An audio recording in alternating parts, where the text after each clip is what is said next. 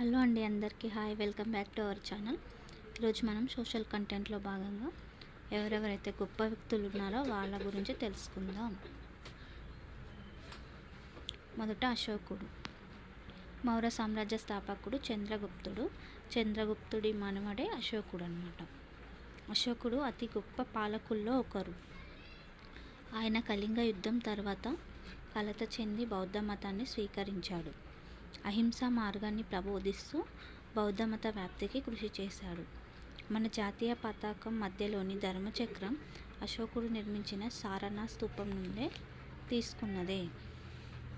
అశోకుని యొక్క ముఖ్యమైన పాయింట్స్ ఇవి.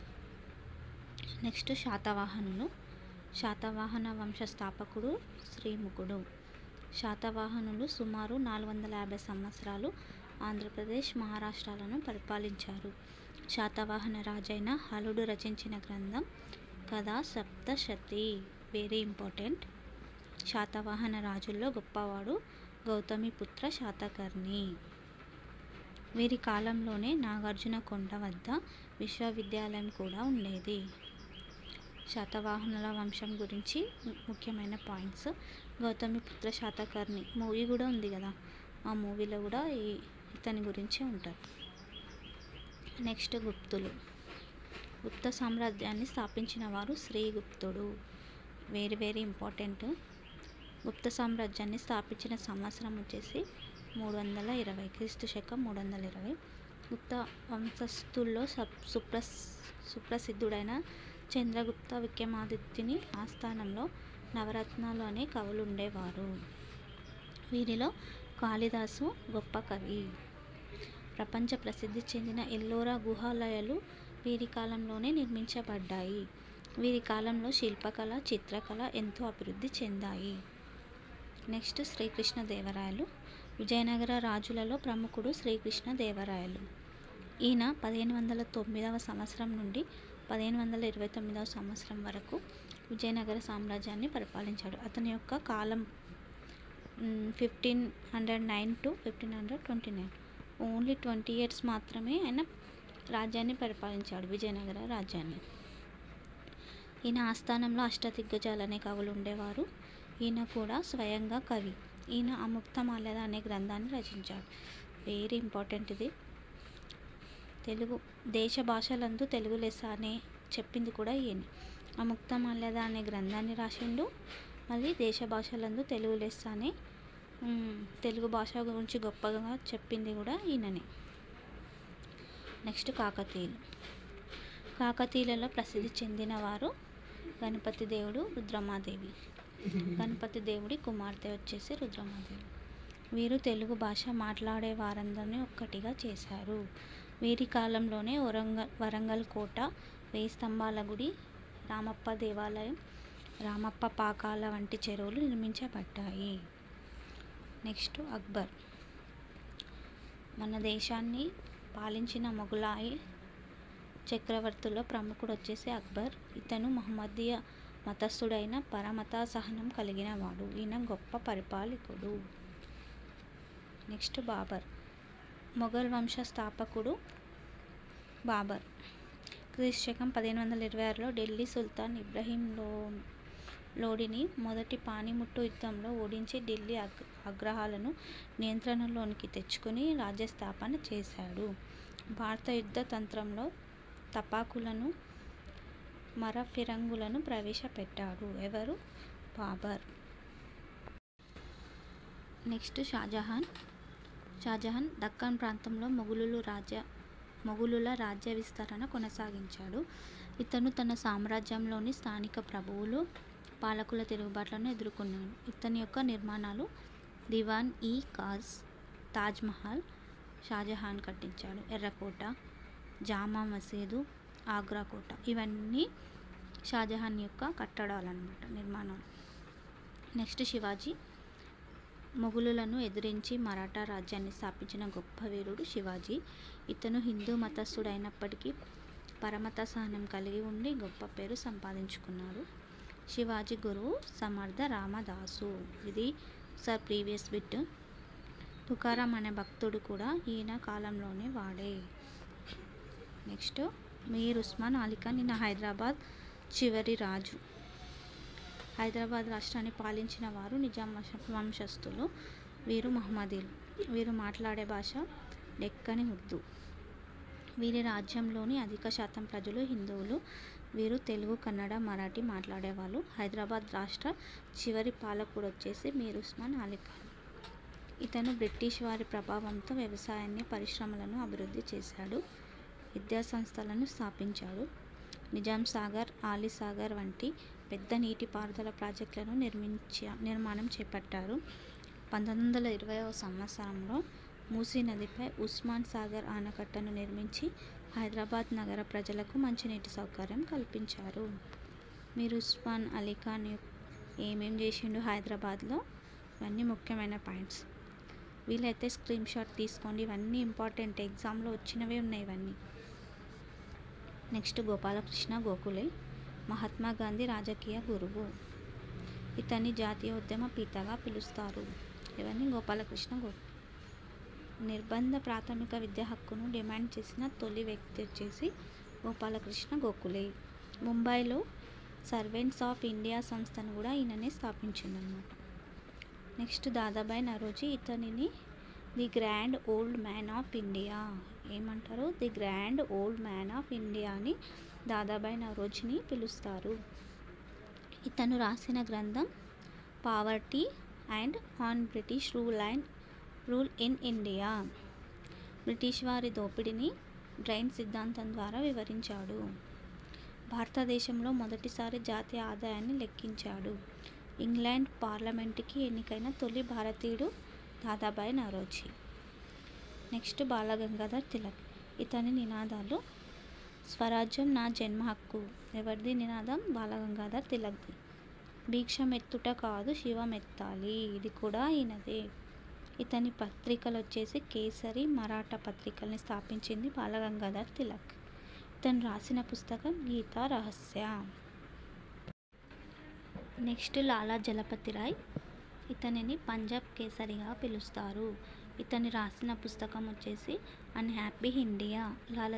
లాలా జలపతిరాయ్ రాసిన పుస్తకం పేరు అన్హ్యాపీ ఇండియా. అప్పుడు ఇండియా హ్యాపీగా లేదేమో, అందుకే అన్హ్యాపీ ఇండియా అని రాసిండు. ఇండియన్ హోమ్ రూల్ లీగ్ను అమెరికాలో స్థాపించాడు. ఎవరు? లాలా లజపతి రాయ్. రావి నారాయణ రెడ్డి గురించి చూద్దాం. నిజాం వ్యతిరేక ఉద్యమంలో పాల్గొన్న ముఖ్యమైన వ్యక్తి వచ్చేసి రావి నారాయణ రెడ్డి. ఇతను 1936లో రాజ్యాంగ సంస్కరణను స్థాపించాడు. ఆంధ్ర మహాసభ వామపక్ష రాజకీయాల వైపు మొగ్గటంలో కీలక పాత్ర పోషించాడు. తెలంగాణ రైతాంగ పోరాటంలో ఇంపార్టెంట్ ప్రముఖ పాత్ర పోషించాడు. ఎవరు? రావి నారాయణ రెడ్డి.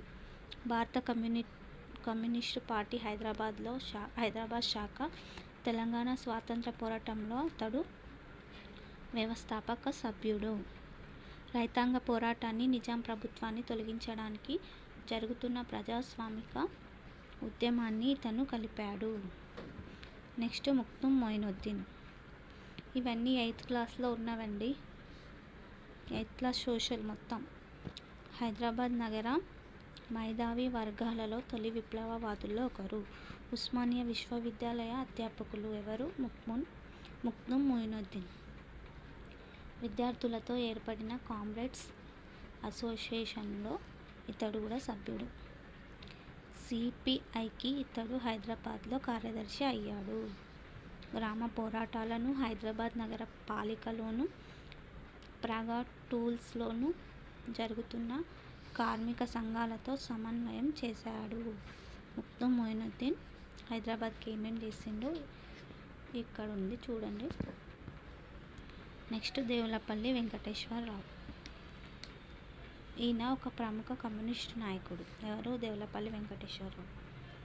అతడు నల్గొండ జిల్లా సూర్యాపేట తాలూకా చందుపట్ల గ్రామంలో 1917లో జన్మించాడు. ఆయనకు భారత జాతీయవాదంతో పరిచయం కావడంతో అతడు సంస్కరణ ఉద్యమంలో చేరాడు. తెలంగాణలో ప్రజా ఉద్యమ నిర్మాణం కోసం అజ్ఞాతంలోనికి వెళ్ళిన తొలి వ్యక్తుల్లో ఈయన ఒకరు. ఆంధ్ర మహాసభ సభ్యులను చేర్చుకోవడం ద్వారా అతడు గ్రామీణ ప్రాంతాల్లో కమ్యూనిస్ట్ పార్టీ స్థాపించాడు. వెట్టి మీద, ప్రజలపైన, దొరల అత్యాచారాల మీద అనేక పుస్తకాలు రాశాడు. ఆంధ్ర మహాసభలలో మిలిటెంట్ పంథా చేపట్టి సాయుధ పోరాటానికి దోహదం చేశాడు. ఫ్యూడల్ అణచివేతకు వ్యతిరేకంగా తెలంగాణ ప్రజల ఉద్యమం అందరూ భావిస్తున్నట్లు 1946లో కాక ఇంకా చాలా ముందు మొదలైందని అతడు బలంగా వాదించేవాడు. నెక్స్ట్ ఆరుట్ల రామచంద్రారెడ్డి. విద్యార్థి దశలోనే ఆరుట్ల రామచంద్రారెడ్డి తన విప్లవ దృక్పథాన్ని కనబరిచాడు.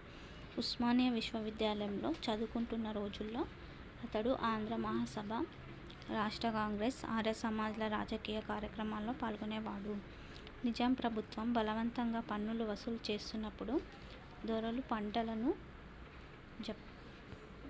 జప్తు చేస్తున్నప్పుడు అతడు అట్టి ప్రయత్నాలను ప్రతిఘటించాడు. అతడు రైస్ మిల్లుల మీద దాడులు నిర్వహించి భువనగిరి, ముంద్రాయి, జనగామలలో ఆహార ధాన్యాలు దోచి వాటిని అవసరమైన వాళ్లకు పంచిపెట్టారు. కడివెండి పాలకుర్తిలలో సంఘాలను ఏర్పాటు చేయడంలో కూడా అతడు కీలక పాత్ర పోషించాడు. ఎవరు? ఆరుట్ల రామచంద్రారెడ్డి. నెక్స్ట్ రాజారాం మోహన్ రాయ్. ఇతను 1828లో బ్రహ్మ సమాజాన్ని స్థాపించాడు. సంస్కృతం, పర్షియన్, ఇంగ్లీష్ భాషలలో పండితుడు. దేవుడొక్కడే అని నమ్మాడు. విగ్రహారాధన, జంతు బలులు ఇవ్వడం సరికాదన్నాడు. విశ్వజనీన మతంలో నమ్మకం కలవాడు. సతికి వ్యతిరేకంగా ప్రచారం చేశాడు. తమ మతాలలోని మూల గ్రంథాలను చదవమని ప్రజలను కోరాడు. నెక్స్ట్ కందుకూరి వీరేశలింగం. ఆంధ్ర ప్రాంతానికి సంబంధించిన సంఘ సంస్కర్త. వితంతుల పునర్వివాహానికి, బాల్య వివాహాల నిషేధానికి కృషి చేశాడు. మహిళల చదువుల కోసం పోరాడాడు. ఇతన్ని గద్దె తిక్కనగా కూడా పిలుస్తారు. గద్దె తిక్కన అని ప్రసిద్ధి అన్నమాట. నెక్స్ట్ స్వామి వివేకానంద. ఇతను రామకృష్ణ పరమహంస శిష్యుడు.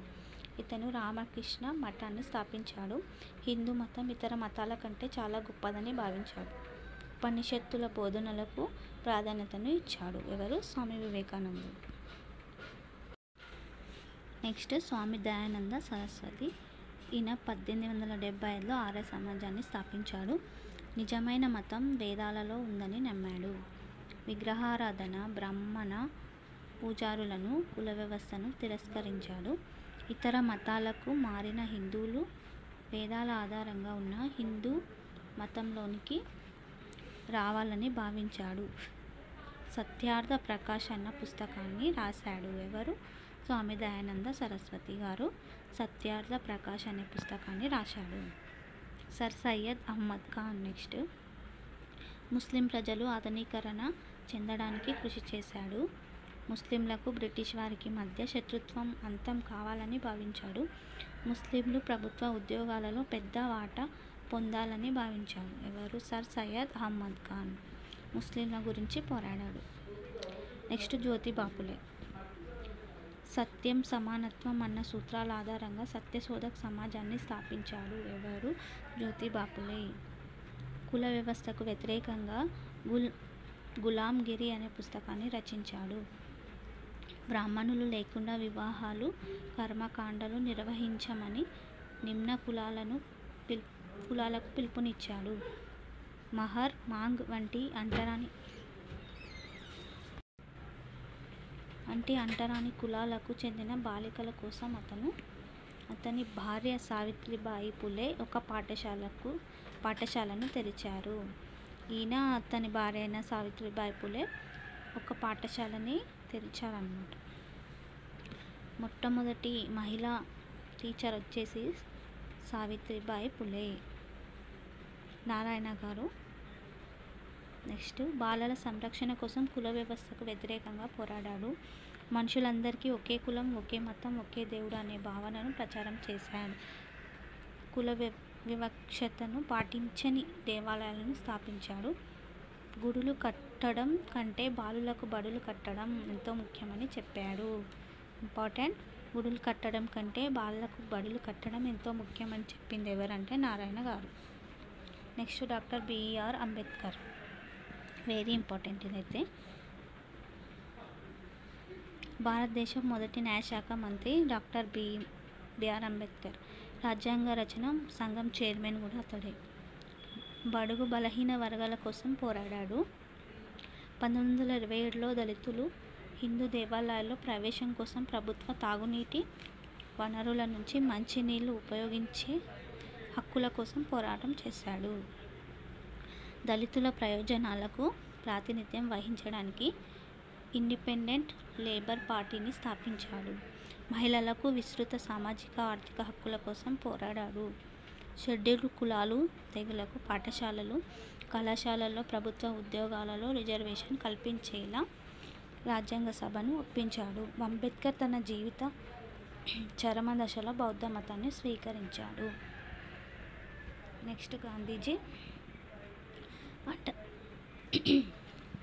అంటరానితనానికి వ్యతిరేకంగా పోరాటం చేశాడు. అంటరాని కులాల వారికి హరిజనులు అంటే దేవుడు ప్రజలు అని పేరు పెట్టారు. భారత జాతి పితాగా పిలిచేదెవరిని? గాంధీజీని. కీర్తించబడ్డాడు. భారత స్వాతంత్ర ఉద్యమంలో కీలక పాత్ర పోషించారు. దేవాలయాలు, నీటి వనరులు, పాఠశాలలు వంటి వాటిలో ప్రవేశ హక్కులు, సమాన హక్కులు కల్పించాలని ఆశించాడు గాంధీజీ. నెక్స్ట్ భాగ్యరెడ్డి వర్మ. ఆంధ్రప్రదేశ్లో దళితుల హక్కుల కోసం అవిశ్రాంతంగా పోరాడాడు. దళితులను ఆది ఆంధ్రులుగా పిలవాలని పిలుపునిచ్చాడు. దళితులు బౌద్ధ మతాన్ని చేపట్టడాన్ని ప్రోత్సహించాడు. జనాదరణ పొందిన కళలను ఉపయోగించుకొని దళితులలో చైతన్యం కలిగించడానికి జగన్ మిత్ర మండలిని ప్రారంభించాడు భాగ్యరెడ్డి వర్మ. నెక్స్ట్ సావిత్రిబాయి జ్యోతిరావు పులే. జ్యోతిబా పులే భార్య వచ్చేసి సావిత్రిబాయి. మహారాష్ట్రలో మహిళా హక్కుల కోసం ప్రయత్నించారు. ఈమె మొదటి మహిళా ఉపాధ్యాయుని, వెరీ ఇంపార్టెంట్ ఇది. సావిత్రిబాయి వచ్చేసి మొదటి మహిళా ఉపాధ్యాయుని. ప్లేగు మహమ్మారి బారిన పడిన ప్రజల కోసం అహర్నిశలు పనిచేసింది. పండిత రామాబాయి సరస్వతి. వితంతువులకు సహాయపడడానికి తన జీవితమంతా అంకితం చేసింది. ఆమె స్థాపించిన పాఠశాలలో శారదా సదన్ మహిళలు తమ కాళ్ళపై తాము నిలబడేలా అనేక వృత్తి విద్యలు, నైపుణ్యాలు నేర్పించేవాడు. ఇవి రెండు అంత ఇంపార్టెంట్ ఏం కాదు ముస్లింల గురించి. నెక్స్ట్ అల్లూరి సీతారామరాజు. 1882లో బ్రిటిష్ వాళ్ళు అటవీ చట్టం చేసి గిరిజనులు అడవులలో స్వేచ్ఛగా తిరగకుండా, పోడు వ్యవసాయం చేయకుండా అడ్డుకోసాగారు. బ్రిటిష్ వాళ్ళ వేధింపులకు వ్యతిరేకంగా గిరిజనుల ఆందోళనను సీతారామరాజు నాయకత్వం వహించాడు. 1922 రంపా తిరుగుబాటుగా ఖ్యాతిగాంచిన ఈ తిరుగుబాటులో పోలీస్ స్టేషన్లపై దాడి చేశారు. గిరిజనులు తమ సాంప్రదాయ ఆయుధాలతోనూ, స్వాధీనం చేసుకున్న ఆయుధాలతోనూ పోరాటం చేయసాగారు. ఈ ఉద్యమాన్ని అణిచివేయడానికి బ్రిటిష్ పాలకులు రూథర్ఫోర్డ్ నాయకత్వంలో అస్సాం రైఫిల్స్ను పంపించింది. గంటం ధర వంటి గిరిజన నాయకులందరినీ చంపేశారు. చివరికి సీతారామరాజును కూడా కాల్చి చంపేశారు. నెక్స్ట్ కొమరం భీం ఆసిఫాబాద్కు చెందిన గోండు జాతి ఆదివాసి. అతడు నిరక్షరాస్యుడు అయినప్పటికీ నైజాం ప్రభుత్వం సాగిస్తున్న గిరిజనుల దోపిడీకి వ్యతిరేకంగా పోరాడాడు. అతడి పోరాటాలు న్యాయస్థానంలోనూ ఆయుధాలతోనూ సాగాయి. బాబేజరీ వద్ద నైజాం ప్రభుత్వంతో పోరాటంలో కొమరం భీం 1940 అక్టోబర్ 27న చనిపోయాడు. కొమరం భీం చాలా వెరీ ఇంపార్టెంట్. సీతారామరాజు కూడా. ఇదండి ఈరోజు వీడియో. ఈ వీడియో కనుక మీకు నచ్చినట్లయితే లైక్ చేయండి, షేర్ చేయండి అండ్ సబ్స్క్రైబ్ చేయండి. Thank you for watching. మీరు ఇచ్చే ఒక చిన్న లైక్ నాకు ఎంతో ప్రోత్సాహాన్ని ఇస్తుందండి. ప్లీజ్ లైక్ చేయండి. Thank you for watching.